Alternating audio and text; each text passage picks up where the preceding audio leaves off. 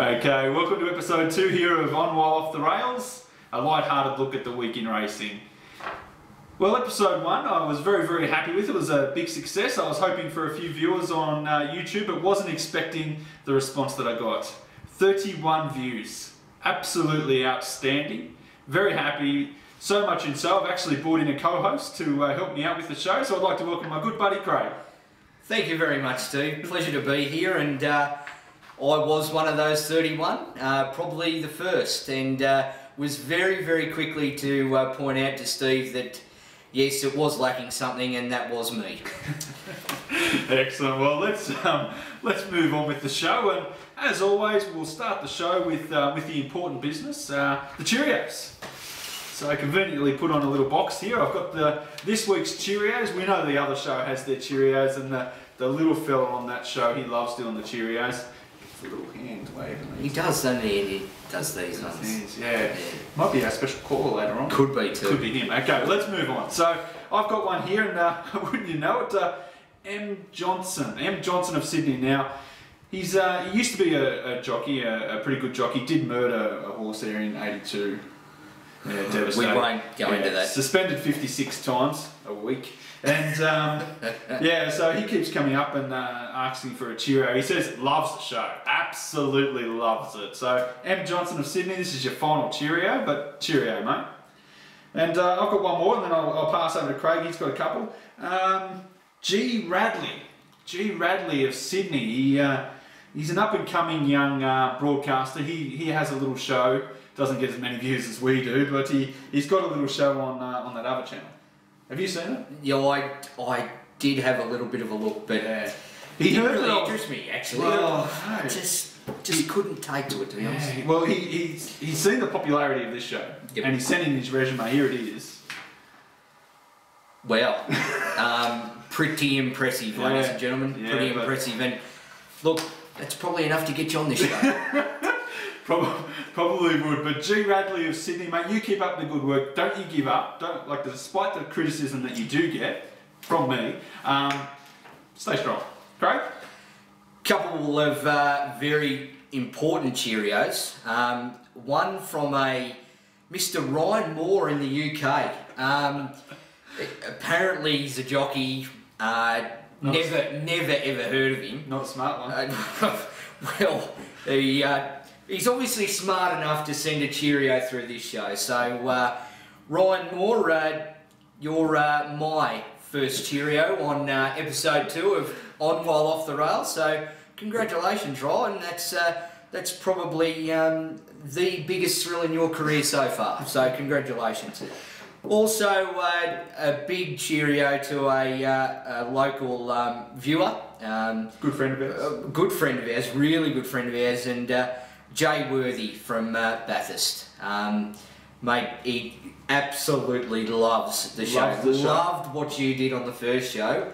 Can only imagine he's going to love it even more now that you're on. That we're now both going to be bagging him out every week. So, Jay Worthy of Bathurst, cheerio.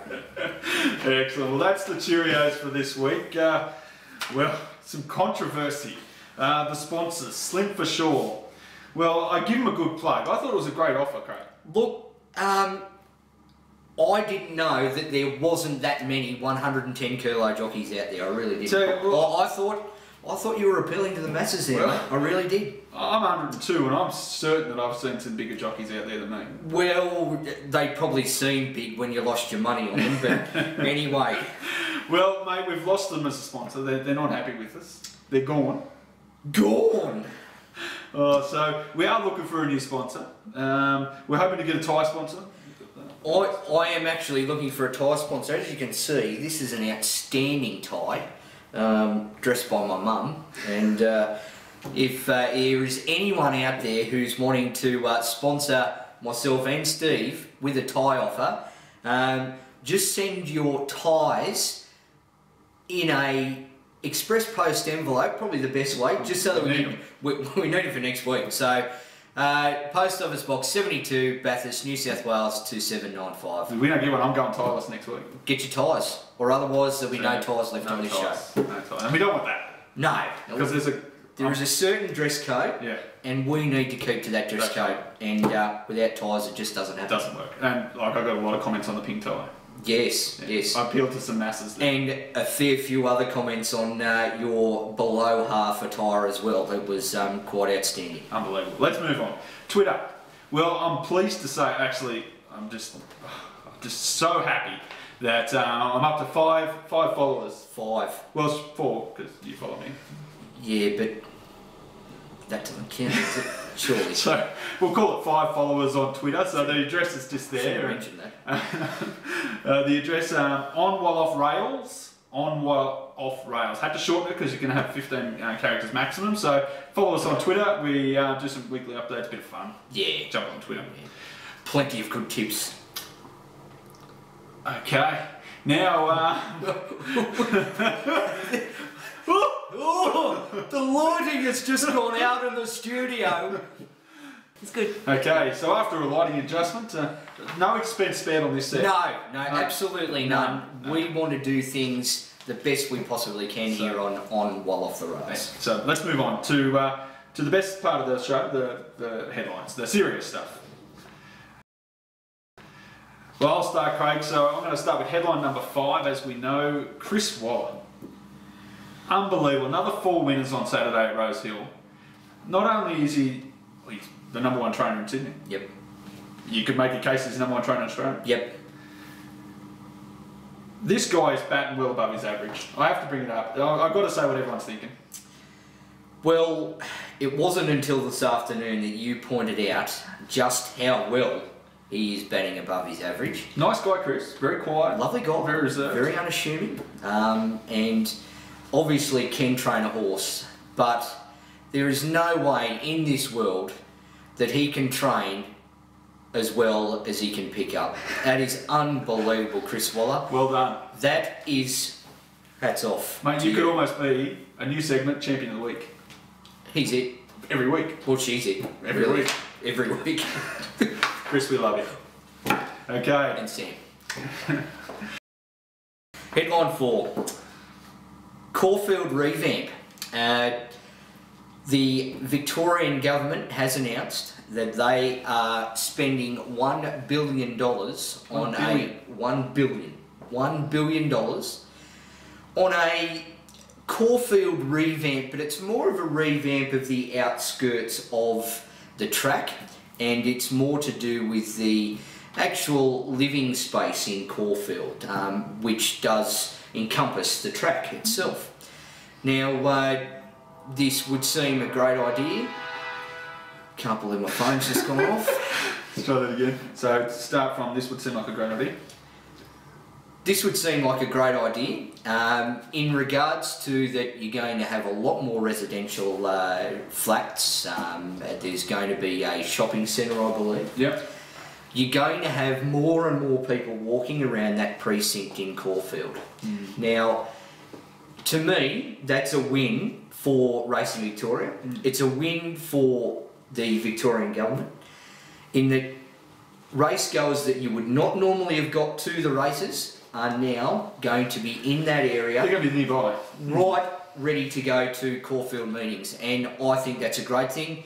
Also, all you little kiddies around the Caulfield area, you'll be able to have your own adventure playground, I believe, in the middle of Caulfield. So, bit of a win-win. Bit of a win-win, I think. And look, your rant did cover off the Moonee Valley revamp last week. I also think that is a good thing, unlike yourself. But we won't spend too much time on that because there's been a few bruises. Craig, I like that idea as much as I like your hat, mate.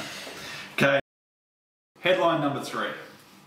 The sun shines on a great Queensland Carnival, and I must admit, this Queensland Carnival can get lost at times. Like, it's normally horses that have a few injuries through the autumn. They save them for the Queensland Carnival. It's terrible to say that, but that's the truth. That is the reality. But the prize money's getting there, and it was an amazing carnival. Outstanding carnival. Yeah. You know that's my favourite word. Outstanding. What was the highlight? Black Caviar. Yeah, look, she's a she's a super horse, worldwide now, and I think that that was a great coup for Queensland Racing to get her up there for you know, a limited time, obviously, but would have been nice, the 2 races, but would have been lovely, but you take what you get, to be honest, with her, and it was just so good of the Peter Moody camp to make all that effort to get her up there. And he could be champion of the week. Look, every week. Talking about great trainers in Australia, Peter Moody, how good's he going? Unbelievable. Luke Nolan, Ken Wright too. Ken Wright. I like that C Brown fella. All right, so headline number 2. So you think winning the Eclipse overnight, again, outstanding. He's back. A better jockey on board, it has to be said. Seamus Heffernan, he simply smoked the pipe, as long as what that other moron didn't do a couple of weeks back. You gave him a Cheerio, didn't you? Was that the same bloke? I couldn't. Jeez, could have gotten in a bit of trouble there. But yeah, just an outstanding win. Sat in the running line 3 back, behind Workforce. Yes. Who's a good horse? Apparently one of their best. But just too good. He came off Workforce's back at about the 200 and just short of Seamus, eased him into it, got him relaxed, and he blew him away. Yeah, blew him away. Well, I get the privilege of mentioning the number 1 headline, and you would have thought that would have been the number 1 headline. You would have thought so. Like being such a big thing, but the number 1 headline is... However. Nothing is as it appears on this show. The number 1 headline for us this week is, so you think, coming back to Australia. Again. Coming back to Australia. The press, the English press, the Australian press is alight with suggestions that the great champion will be coming back to our shores to tackle yet a 3rd Cox Plate. If he comes back, he wins. He just wins. Like there's the quality of, like, and I'm not regarding the quality of Australian horses, but he could beat any of them right now. Is that good? Yeah, it's as simple as that, Steve. There is no other horse in Australia, wait for age, that holds a candle this. Especially at 2,040 metres. He loves the valley. Loves the valley. He's just going to roll in the first couple, and it's all over now if he comes. That's right. It really is. Must admit, I read that story this morning at about 6 o'clock and a little bit of weak amount. Speaking for yourself there, Steve, but I think on that note, it's time to move on. Okay. And it's a new segment. Obviously, I'm on board, so there's got to be something new. It's got to be something that I've created. It's Townie's Top 5.